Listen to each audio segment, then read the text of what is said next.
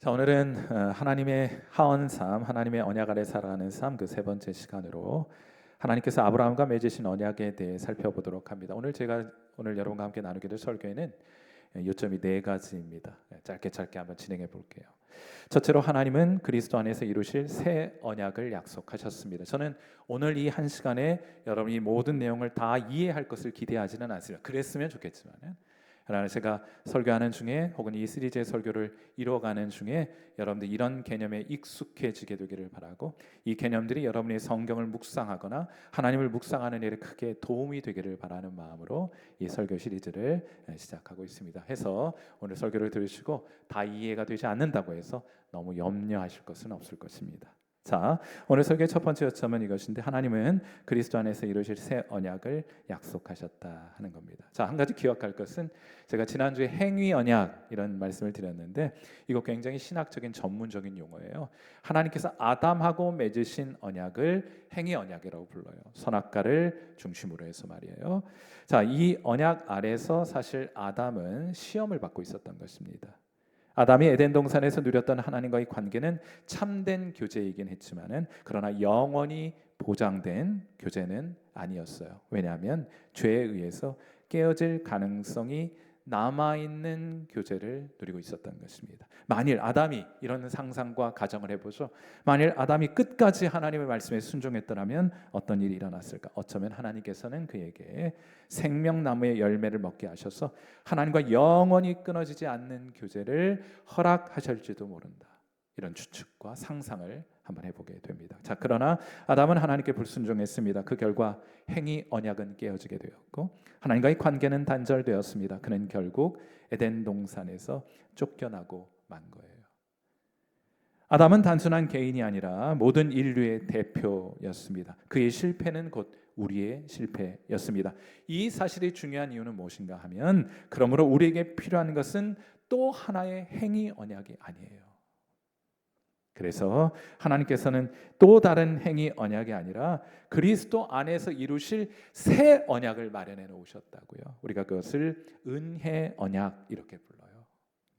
이러한 맥락에서 볼 때 은혜 언약의 성패는 사람에게 달려 있지 않습니다. 하나님께 달려 있습니다.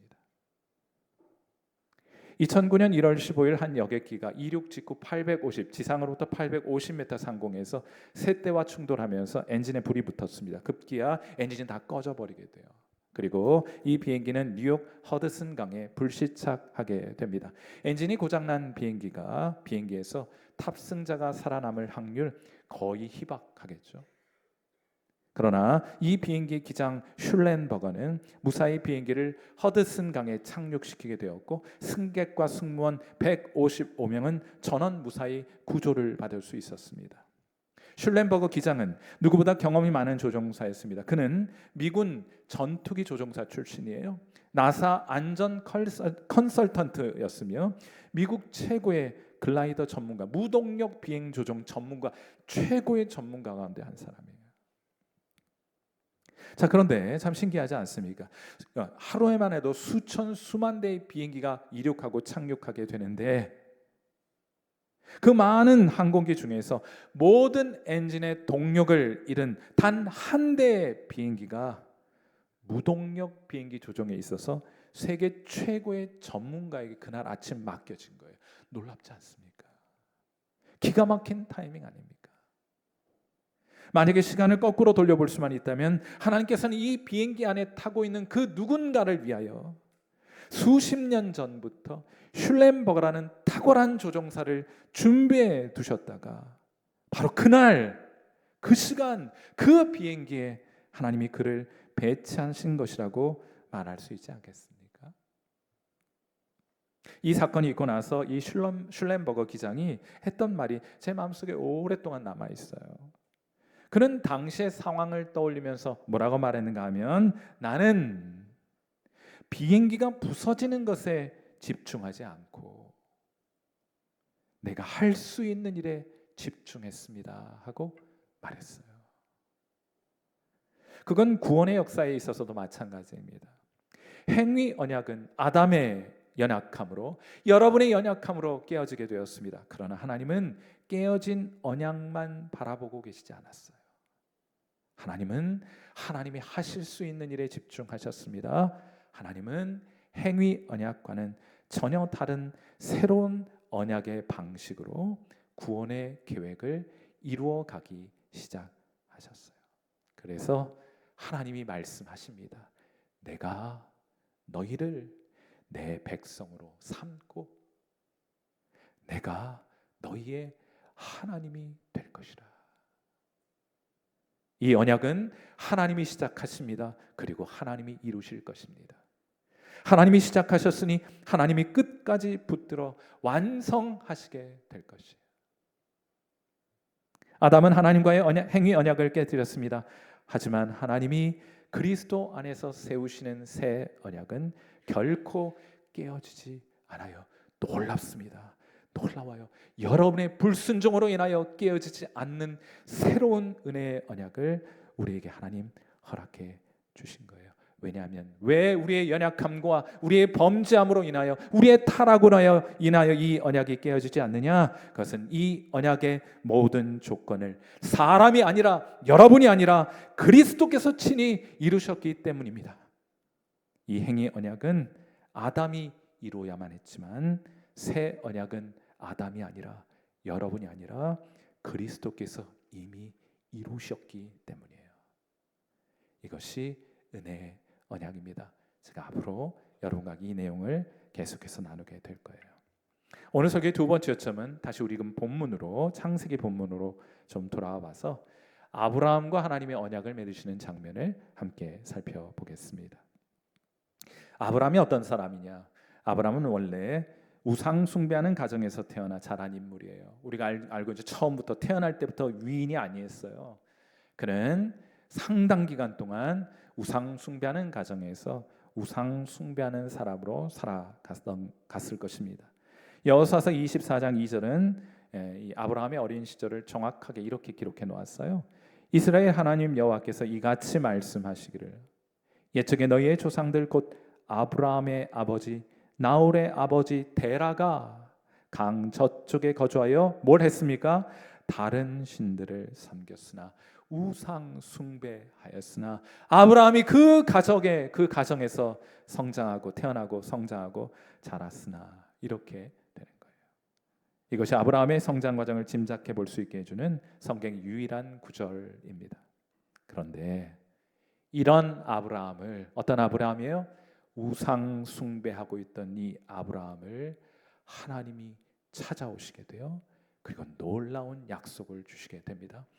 창세기 12장 1절과 2절 말씀 우리 같이 한번 이런 상황을 전제하고 이 약속을 들어야 은혜가 되는 거예요. 누구에게요? 우상 숭배하던 아브라함에게 찾아와서 하나님께서 일방적으로 이런 약속을 주셨습니다. 창세기 12장 1절과 2절 말씀 같이 읽습니다. 시작. 여호와께서 아브라함에게 이르시되 너는 너의 고향과 친척과 아버지의 집을 떠나 내가 내게 보여줄 땅으로 가라. 내가 너로 큰 민족을 이루고 내게 복을 주어 내 이름을 장대하게 하리니 너는 복이 될지라. 아멘. 여러분 한번 생각해 보세요. 아브라함에게 이런 약속을 받을 만한 이런 축복을 받을 만한 무슨 자격이나 공로가 있었습니까? 아니요. 전혀 없었어요. 그는 우상 숭배하고 있었다니까요. 하나님께서 먼저 찾아오셔서 일방적인 은혜로 이 놀라운 약속을 아브라함에게 베풀어 주신 겁니다. 그런데 이때 중요한 것이 있어요. 그게 뭔가 하면 이렇게 불쑥 찾아오셔서 일방적으로 하나님 호의를 베푸시고 이런 축복과 약속을 허락해 주셨을 때 아브라함이 보였던 반응이에요.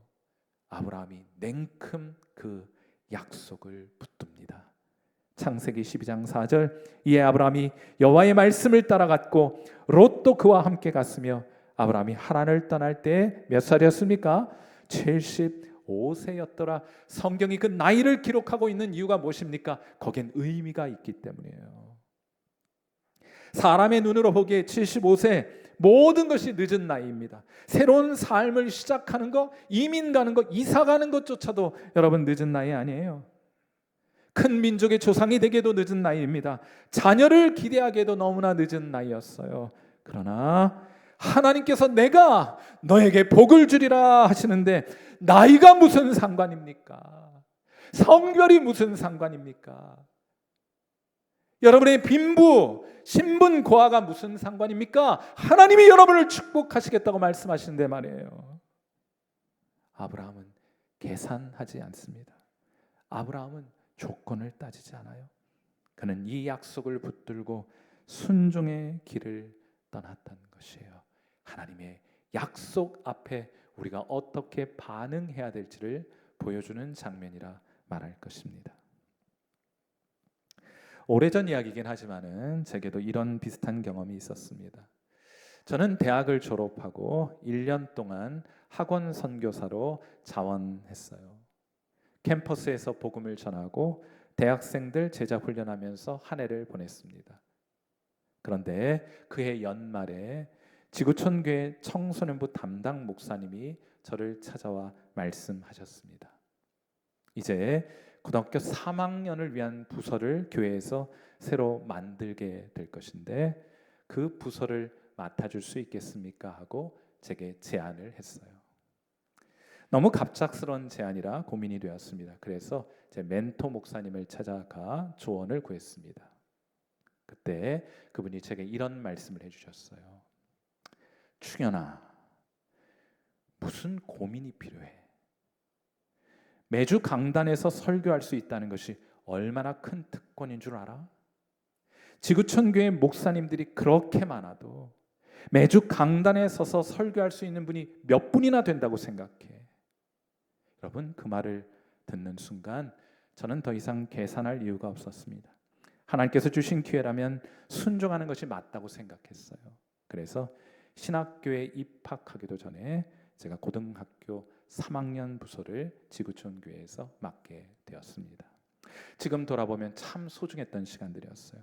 제가 지금 이렇게라도 설교할 수 있는 것은 다 그때 제가 가르쳤던 청소년들이 매주 제 설교를 참고 견뎌준 덕분이에요. 만일 그런 시간들이 없었다면, 만일 그 아이들이 아니었다면 전 아직도 여러분을 상대로 설교를 연습하고 있을지도 몰라요. 사랑하는 성도 여러분, 하나님의 복은 계산하는 것이 아니라 믿음으로 붙드는 것인 줄 믿습니다. 하나님의 말씀을 통해 약속하실 때 제발 계산기 두드리고 있지 말아요. 아무 일도 일어나지 않습니다. 냉큼 받아 그 복 누리시는 저와 여러분 되시기를 주님의 이름으로 축원해 드립니다. 우리 다시금 창세기 본문으로 돌아가 봐요. 아브라함도 하나님이 복을 주시겠다고 말씀하셨을 때 계산하지 않았습니다. 하나님은 우상을 섬기던 아브라함에게 먼저 찾아오셨어요. 그리고 아무런 조건 없이 은혜의 약속을 주셨습니다. 그리고 이 약속은 창세기 12장에 주셨던 이 약속은 성경 본문이 창세기가 점점 진행되어 가면서 하나님이 구체적으로 약속하신 것이 무엇인지가 좀 더 분명하게 드러나게 돼요. 하나님이 아브라함에게 주시겠다고 약속하신 것은 밤하늘의 수많은 별들과 같이 바닷가의 모래와 같이 많은 자손을 아브라함에게 주시겠다는 것과 또한 그가 발로 밟는 모든 가나안 땅을 그에게 기업으로 주시겠다 하는 것이 창세기 12장엔 잘 안 나와요. 13장, 15장, 17장으로 갈수록 하나님께서 그에게 약속하신 것이 무엇인지 점점 분명하게 드러나게 되는 겁니다. 저는 이 점이 하나님의 언약을 이해하는 데 굉장히 중요한 단서라고 생각해요. 오늘 설교의 세 번째 점은 그래서 하나님이 이 언약을 친히 세우시게 됩니다 하는 거예요. 제가 이제 좀 강조하고 싶은 건 이거예요. 하나님이 아브라함에게 약속을 주셨다고 해서 곧바로 언약이 체결된 건 아니에요. 여러분이 집을 거래하기 위해서 나 집 살래요. 아니 난 집 팔겠습니다. 얼마입니다. 이렇게 약속은 하지만 아직 계약이 성사된 건 아니죠.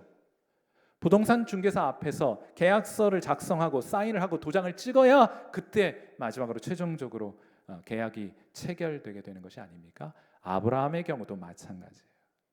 하나님이 아브라함에게 약속을 주셨습니다. 그 약속을 점점 분명하게 드러내 보여주시게 돼요. 그리고 마침내 창세기 15장에 가서야 이 언약이 법적으로 체결됩니다. 그런데 이 언약을 체결하는 방식이 매우 놀랍습니다. 창세기 15장 17절과 18절, 계약서에 도장 찍는 날이에요. 해가 져서 어두울 때 연기나는 화로가 보이며 타는 횃불이 쪼갠 고기 사이로 지나더라. 그날에 여호와께서 아브라함과 더불어 언약을 세워 이르시되 내가 이 땅을 애굽 강에서부터 그 큰 강 유발하데까지 내 자손에게 주노라. 꽝 도장 찍은 거예요. 여러분, 고대 근동에서는 이미 말씀드린 바 있는 것처럼 언약을 맺을 때 언약 당사자들이 함께 쪼개어진 짐승 사이를 걸어가는 의식을 가지게 됩니다. 의미는 매우 분명하죠. 언약을 깨뜨리는 자는 이 짐승처럼 될 것이라 하는 상호 맹세를 하게 된 거예요. 그런데 여러분, 이 장면에서 창세기 15장 17절과 18절에서 아브라함은 쪼갠 고기 사이를 지나가지 않습니다. 오직 하나님을 상징하는 연기나는 화로와 타는 횃불만이 그 쪼개진 짐승 사이를 지나가게 되는 거예요. 이게 무슨 뜻입니까? 그건 이 언약을, 아브라함에게 주신 이 언약을 시작하는 분도 하나님이시고 그 계약을 세우시는 분도 하나님이시고 그것을 끝까지 이루실 분도 아브라함이 아니라 하나님이라는 뜻인 거예요. 여러분, 이것은 장차 우리에게 주실 그 은혜 언약의 그림자입니다. 이러한 언약, 이러한 약속을 붙들고 살아가는 사람들에게는 어떤 특징이 있어요. 하나님의 약속을 신뢰하고 그 약속을 붙들고 오늘을 살아가는 사람들에게 나타나는 공통된 특징이 있습니다. 그게 뭔가 하면 그들은 하나님의 언약 아래 살아가는 사람들은, 그 언약을 확신하며 살아가는 사람들은 안달복달하지 않아요. 흔들리지 않습니다. 한결같습니다. 그들의 영혼은 평안해요. 여러분의 영혼은 오늘 이 아침 평안하십니까? 영국의 청교도 장군인, 나중에 정치도 하고 또 왕정을 끝내기도 하고 공화정을 시작하기도 한 영국의 위인 가운데 한 사람인 크롬웰이라는 분이 계신데 굉장히 독특한 믿음의 소유자예요. 청교도입니다. 그가 신앙적인 삶을, 멋진 삶을 살아가는 데 있어서 큰 도움이 되었던 것은 그의 비서 겸 부관 참모의 역할이 컸어요. 언젠가 크롬웰이 나라 여러 가지 일을 걱정하면서 며칠 동안 밤잠을 이루지 못하고 기도하고 있었을 때입니다. 그때 이 모습이 너무나 걱정이 되었던 부관이 크롬웰을 찾아와서 말합니다. 장군, 기도하는 것도 좋지만은 잠을 좀 주무셔야죠, 좀 쉬셔야죠 하고 말하게 됩니다. 그러자 크롬웰이 역정을 냈어요. 아니, 잠을 자다니, 지금 잠을 잘 형편이야? 이렇게 말합니다. 그랬더니 부관이 이렇게 대답했어요. 뒤로 물러나지 않고 말합니다. 장군, 참 죄송합니다만 한 말씀 올려야겠습니다. 장군은 하나님이 세상의 역사를 다스리신다는 성경의 말씀을, 그 성경의 약속을 믿으십니까? 하나님이 역사의 주관자이심을 믿으십니까? 물었어요. 물론이지. 자, 그러자 부관이 말해요. 그렇다면 그분께 좀 맡기고 주무시면 안 되겠습니까? 이 말 듣고 크롬웰 장군은 방으로 들어가 잠을 청했다고 해요. 사랑하는 성도 여러분, 우리의 하나님이 어떤 하나님이십니까? 약속하시고 그 약속 먼저 우리에게 주시고 그리고 그 약속을 끝까지 지키시고 이루어 가시는 분이 우리 하나님 아닙니까? 우리 하나님은 언약의 하나님 아니십니까? 그분은 우리와 언약을 맺으셨고 그 언약을 반드시 이루시겠다고 생명을 걸고 맹세하지 않으셨습니까? 여러분은 그 언약의 하나님을 믿으십니까? 그렇다면 오늘도 모든 것을 여러분의 손에 쥐고 살아가시겠습니까? 아직도? 여러분이 마치 여러분의 인생에, 여러분의 자녀에, 여러분의 교회와 여러분의 섬김과 여러분의 일터에 구원자인 것처럼 착각하고 하나님인 것처럼 착각하고 여러분의 마음과 뜻대로 되기를 바라면서 그렇게 노심초사하면서 불안하며 근심하며 두려워하면서 오늘을 살아가게 될 것입니까? 이제 그만 하나님께 맡기고 여러분은 평안히 좀 쉬시면 안 되겠습니까? 하나님이 시작하신 일은 하나님이 끝까지 이루실 거예요. 빌립보서 1장 6절 말씀, 여러분 이거 여기 우리는 확신하노라 이렇게 하는데 여러분도 이 말씀 읽으시면서 이 말씀 확신하신다면 함께 이렇게 고백해 봅니다. 빌립보서 1장 6절 말씀 같이 읽습니다. 시작. 너희 안에서 착한 일을 시작하신 이가 그리스도 예수의 날까지 이루실 줄을 우리는 확신하노라. 그런데 여러분은 어떻습니까? 여러분도 확신할 수 있겠습니까? 자, 하나님은 약속 주시고 분명하게 하시고 언약을 체결하십니다. 그리고 또 한 가지 하시는 일이 있어요. 할례라는 표징을 허락해 주십니다. 창세기 17장 11절 너희는 표피를 베어라. 이것이 나와 너희 사이의 언약의 표징이니라 하고 말씀하세요. 왜 할례를 주셨습니까? 이 언약을 하나님 아브라함과 그의 자손들이 잊지 말라고 몸에 새겨 주신 거예요. 하나님이 우리에게 자손을 약속해 주셨어. 하나님이 이 땅을 우리에게 기업으로 주시겠다고 약속하셨어.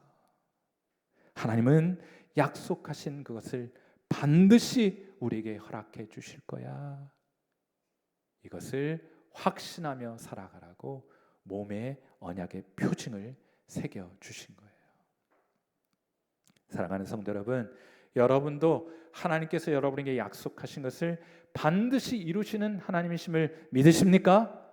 오늘도 그 믿음을 가지고 담대하게 그리고 평안하게 이 땅을 걸어가시는 저와 여러분 되시기를 주님의 이름으로 축원해 드립니다. 오늘 설교의 마지막 요점은 이 언약은 새 언약이 아니라 새 언약을 미리 보여주는 약속입니다. 우리가 앞서 살펴보았듯이 하나님은 약속 주시고 그리고 점점 그 약속을 분명하게 해 주신 다음에 언약을 체결하시고 그 언약의 표징을 주세요. 굉장히 구조가 중요합니다. 우리 자막 올려주세요. 자, 약속 주시고 그 약속을 분명하게 하시고 그리고 언약을 체결하고 할례를 주십니다. 이거 세상 어디에도 찾아볼 수 없는 도표예요. 왜 그럴까요? 제가 만들었기 때문입니다. 그런데 놀랍게도 이 순서는 장차 그리스도 안에서 이루실 새 언약에도 그대로 반복됩니다. 하나님은 창세기 3장 15절에서 원복음을 통해 여자의 후손 가운데 한 아들이 뱀의 머리를 상하게 할 것이라 구원자 메시아를 약속해 주셨다고요. 그 약속은 아브라함의 언약, 약속부터 주셨어요. 그 다음 자막 주세요. 원복음이라 해요. 약속을 주셨어요. 아브라함의 언약, 모세의 언약, 다윗의 언약, 예레미야의 새 언약, 이런 언약들이 구약에는 많이 등장하게 되는데 그건 점점 창세기 3장 15절에서 주신 약속을 구체화해 가는 작업이 되는 것입니다. 그리고 언제 그 은혜 언약을 체결하시게 되느냐, 그것은 십자가에서 흘리신 예수 그리스도의 보혈로 마치 짐승을 갈라놓고 그 흥건한 피 사이를 하나님의 횃불과 하루가 지나갔던 것처럼 십자가에서 흘리신 예수 그리스도의 보혈로 이 은혜 언약, 새 언약을 하나님이 친히 체결하신 거예요. 그러므로 예수님께서 누가복음 22장 20절에서 이렇게 말씀하십니다. 우리 같이 한번 읽어볼까요? 같이 읽습니다. 시작. 저녁 먹은 후에 잔도 그와 같이 하여 이르시되 이 잔은 내 피로 세우는 새 언약이니 곧 너희를 위하여 붓는 것이라. 사랑하는 성도 여러분, 이제 뭐가 남았습니까? 약속 주셨고 계시를 통해 구체화하셨고 그 언약을 체결하셨습니다. 이제 뭐가 남았어요? 그 언약의 표징이 남았어요. 그 표징은 무엇이냐? 바로 예수 믿고 성령 받을 때 성령이 우리 가운데 인쳐 주시는 것이 표징이 돼요. 자, 에베소서 1장 13절에 이런 말씀이 있습니다. 그 안에서 너희도 진리의 말씀 곧 너희의 구원의 복음을 듣고 그 안에서 또한 믿어 뭘 받습니까? 약속의 성령으로 인치심을 받았으니 하고 말해요. 사랑하는 성도 여러분, 구약에서는 할례가 언약의 표징이었다면 신약에서는 성령의 인치심이 하나님 백성 된 것을, 하나님의 언약 백성 된 것을 확증하는 언약의 표징이 되는 거예요. 그러므로 복음을 들으십시오. 그러므로 예수 그리스도를 믿으십시오. 그러므로 예수 그리스도의 보혈로 죄 사함을 받으십시오. 그러므로 약속의 성령으로 인치심을 받으시는 귀한 은혜가 있게 되기를, 그리하여 하나님의 언약 백성 되는 귀한 은혜가 있게 되기를 주님의 이름으로 축원해 드립니다. 제가 이 지점에서 한 가지만 덧붙이고 싶어요. 그건 뭔가 하면은 하나님의 언약을 이해하는 방식에 있어서 장로교와 침례교가 서로 다른 입장을 가지고 있습니다. 저는 이렇게 차이가 난다, 그러니까 우리가 옳다라고 주장하려고 하는 것이 아니라 우리 형제교단인 장로교단과 침례교단은 다른 구원론과 다른 모든 영역에 있어서는 신앙적으로 신학적으로 일치하지만은 하나님의 언약을 이해하는 방식에 있어서는 그 강조점이 다르다 하는 것을 말씀드리고자 하는 거예요. 여러분이 신앙생활하는데 아무 문제가 없습니다. 장로교는 아브라함의 언약을 예수님께서 십자가에서 이루신 새 언약과 동일한 것으로 봅니다. 똑같은 은혜 언약이 다른 방식으로 시행되고 있다, 이런 표현을 써요. 그래서 신약의 교회를 아브라함의 언약 틀 안에서 이해하게 되는 거예요. 자, 아브라함이 하나님으로부터 은혜의 약속을 받았어요. 장로교인들 입장에서는 은혜 언약을 받았잖아요. 그 언약의 표징으로 뭘 받습니까? 할례를 받잖아요. 자, 아브라함이 그 약속 받았는데 아브라함의 자손들도 할례를 받습니다. 할례를 받아 그 언약 백성 안으로 들어오게 되는 거예요. 아니, 들어온 것을 확인하게 되는 것입니다. 그러므로 믿는 부모의 자녀들도 교회의 일원으로 보고 그들에게 유아 세례를 베푸는 거예요. 정확하게 신학적인 이유입니다. 아브라함의 언약을 어떻게 이해하는지가 구체적인 교회의 모습을 결정하게 되는 매우 대표적인 사례라고 말할 수 있는 거예요. 왜냐하면 언약의 표징을, 아브라함에게 있어서 언약의 표징은 할례인 것처럼 신약 백성에게 있어서 언약의 표징은 세례라고 믿고 있기 때문입니다. 그러나 침례교는 아브라함의 언약을 장차 그리스도께서 세우실 새 언약의 그림자와 예표라고 이해해요. 그림자는 실체를 보여주기는 하지만은 실체 그 자체는 아니잖아요. 그래서 침례교에서 은혜 언약이라고 하는 것은 그림자가 아닌 십자가 위에서 세워진 새 언약을 가리키는 신학적인 전문 용어예요. 따라서 교회는 복음을 듣고 예수를 믿어 죄 사함을 받고 성령의 인치심을 받은 자, 그 언약 백성의 표징을 가진 자가 교회의 구성원이 되는 겁니다. 그래서 그때 침례를 받는 거예요.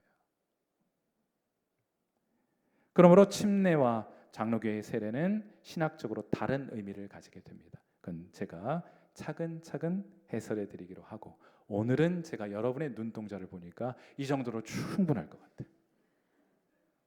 큰일 났어요. 여기서 멈추겠습니다.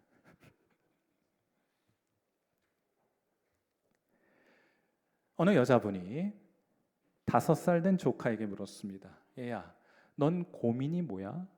그러자 이 조카가 고민이라는 단어가 뭔지 몰랐던 거예요. 그래서 이모에게 묻습니다. 이모, 고민이 뭐예요?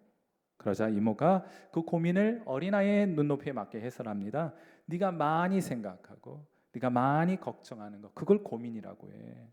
너 그런 거 있어? 하고 묻습니다. 그러자 아이가 한참 동안 생각하더니 진지하게 이모에게 말합니다. 난 종일 우리 엄마만 생각해. 가의 기준으로는 엄마가 고민거리예요, 그죠?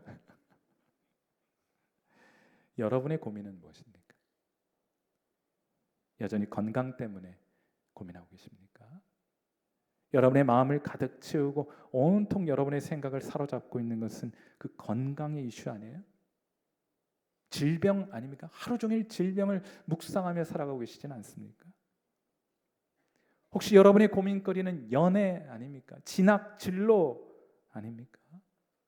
온통 그 생각으로 여러분 마음을 가득 채우고 있지는 않습니까?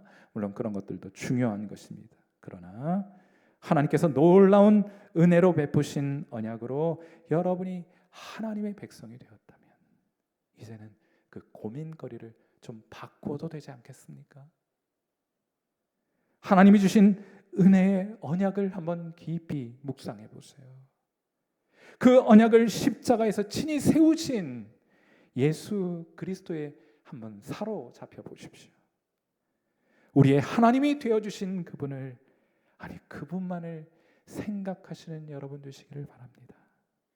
성경이 우리에게 말해요. 진리를 알지니 진리가 너희를 자유케 하리라. 하나님이 여러분을 자유케 해 주십니다. 하나님이 여러분의 하나님이 되어주실 때 여러분은 모든 죄와 인생의 문제로부터 여러분의 영혼은 자유하게 될 줄 믿습니다.